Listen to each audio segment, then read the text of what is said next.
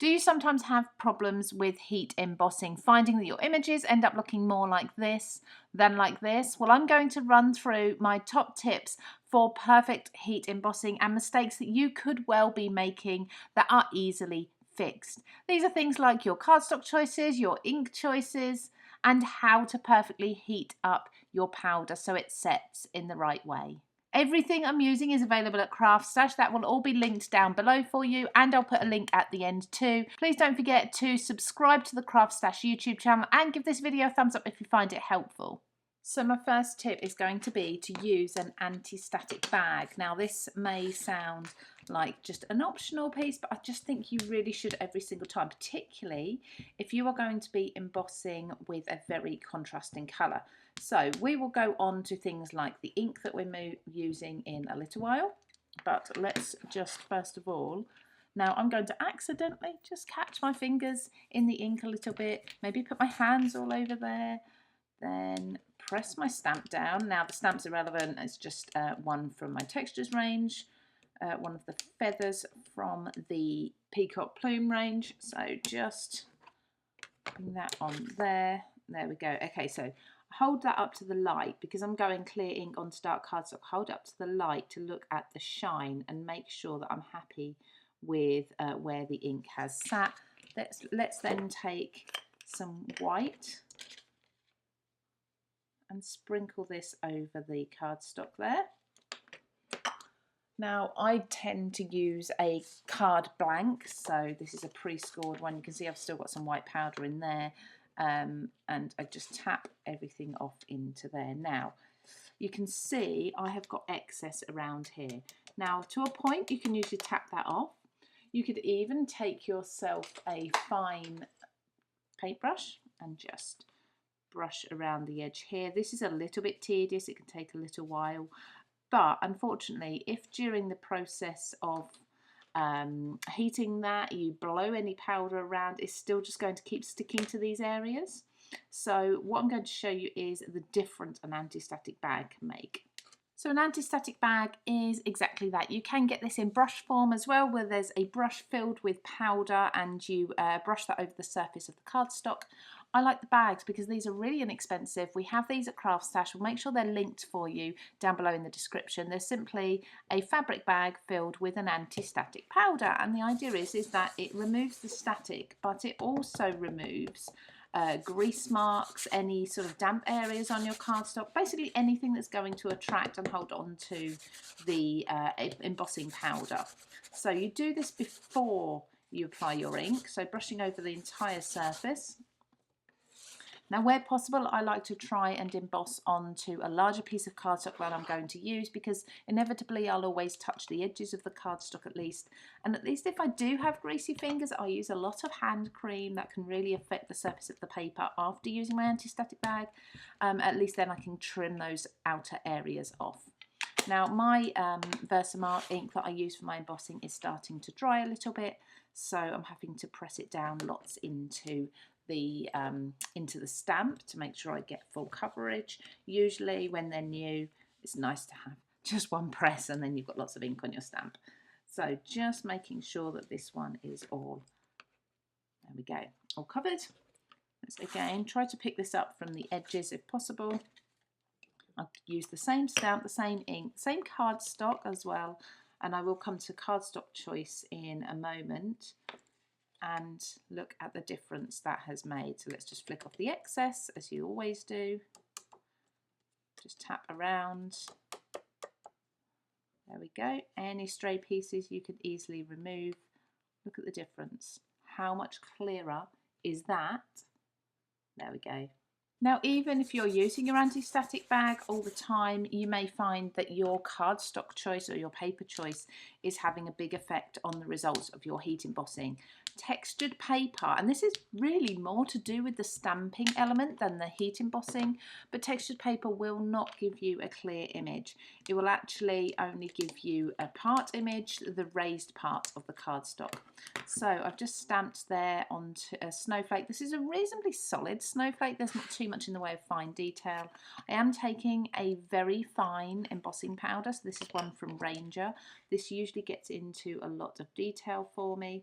I'm just going to sprinkle this over the edge just to show you what embossing on a very textured piece of cardstock might look like. So again, tapping off the excess, again there you can see the result of using that anti-static bag and no stray pieces. If there's any, they're really loose, they're just going to brush off quite easily.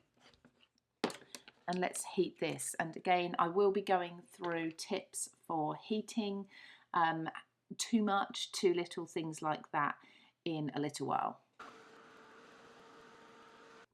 So I think you can clearly see there the kind of the texture that we've got within our heat embossing. This might be a look that you're going for, but if you're not and you're wondering why you're getting patchy images, why you're getting areas that are missed, it's likely to be due to the fact that you're using a textured cardstock.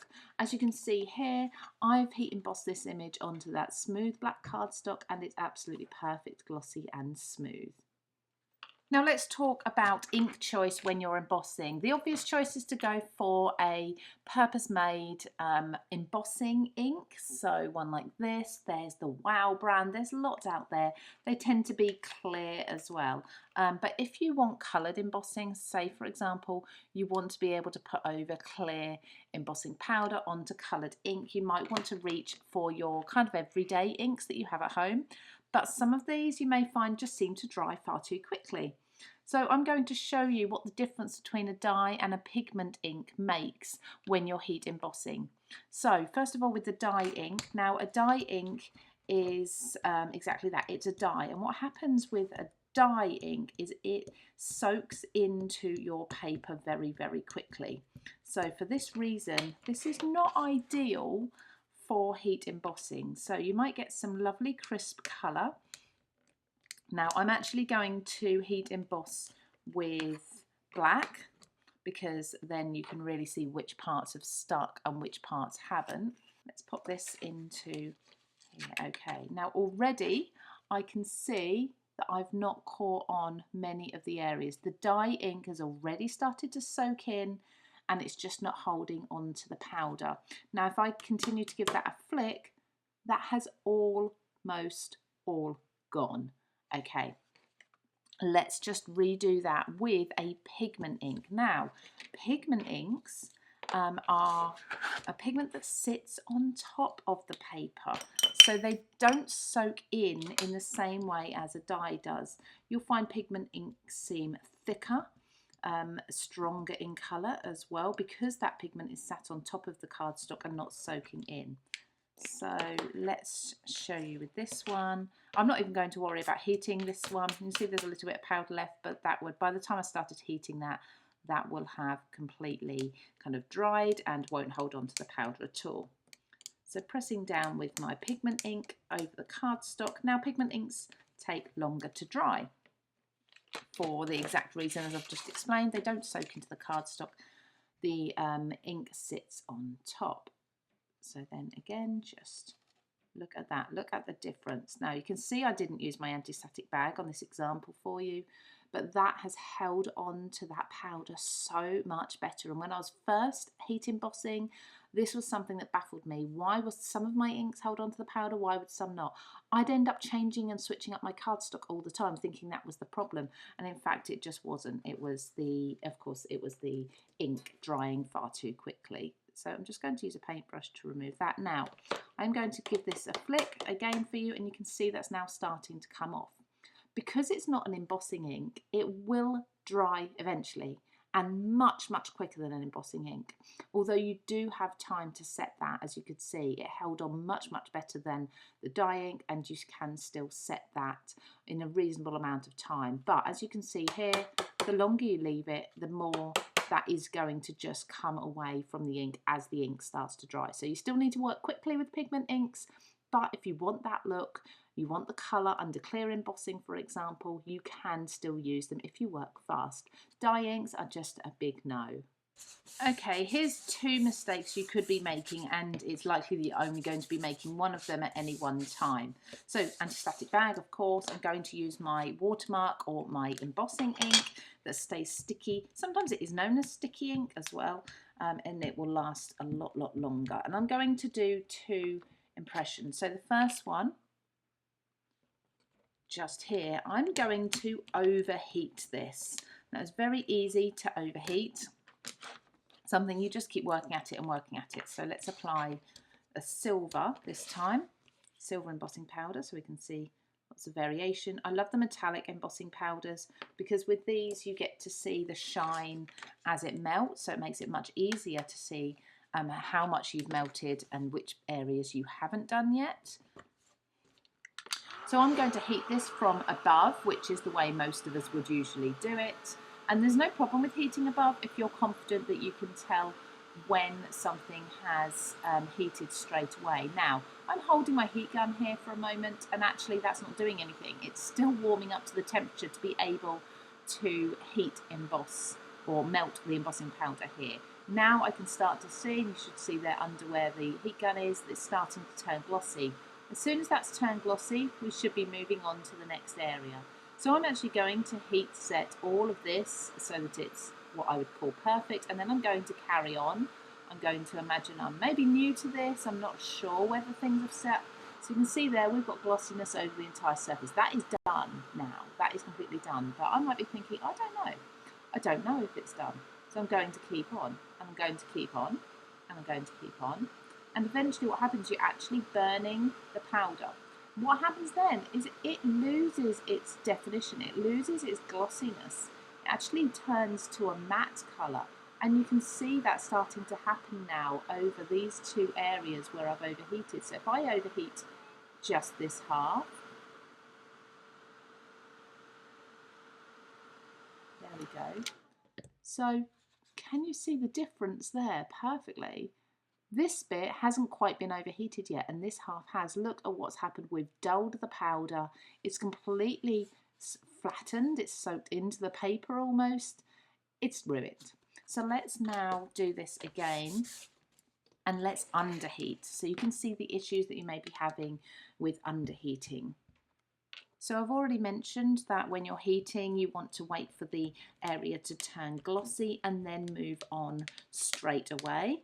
I've mentioned that you do need to wait for your heat gun to actually warm up before it's starting to melt, and this is one of the big problems that I find new crafters discover, is that they're actually not sure when their heat gun is ready to start heating and melting, and so they move on too quickly. I'm going to show you exactly this now. So this is already warmed up. Okay, so we're going to imagine we've been running this for a minute or two, or say 20 seconds. We're thinking, oh, that must be heating, and we're moving it around like this. Now you want to move it, keep it moving, but not too much. Okay, so I think that must be heat. Yeah, I can see some change. I'm going to move on now quickly. I'm going to come over here. Okay, I think that must be done. I've got shininess there, looks good. As that cools, what's going to happen is eventually that ink's going to dry. You can see we haven't got some glossy areas, and it's just going to brush off. Now this is great if you love a distressed look. You can actually achieve this look, almost a watermark look, nice and quickly. If you want perfect heat embossing, I would suggest, first of all, heat your gun up away from your paper. Give it maybe 30 seconds, 20 to 30 seconds to get to full temperature before you take it to your paper. Then heat from underneath. If you've not got a particularly thick paper, usually you can see this heating from underneath quite quickly. Can you see that turning there? Then you don't have the issue of burning the powder on top by overheating, and you can clearly see that you're not underheating. As soon as that's changed, you can move along to the next area. Once everything's done, leave it to cool before you touch it as well. It's still going to remain as melted powder, and I definitely suggest using tweezers or a suitable holder rather than your fingers on the cardstock or paper, unless you can hold it a long way away from the heat embossing, because if you feel the heat on your hand, you may be tricked into thinking that actually that's really hot on your hand. It's going to be really too hot for the paper as well.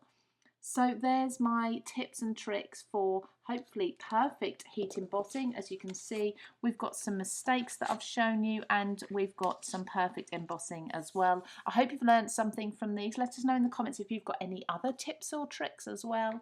Don't forget to subscribe to the CraftStash channel here for more videos like this. Everything I've used, including the embossing powders and the tools, are all found at CraftStash just here, and we think you're also really going to like this video for you just here.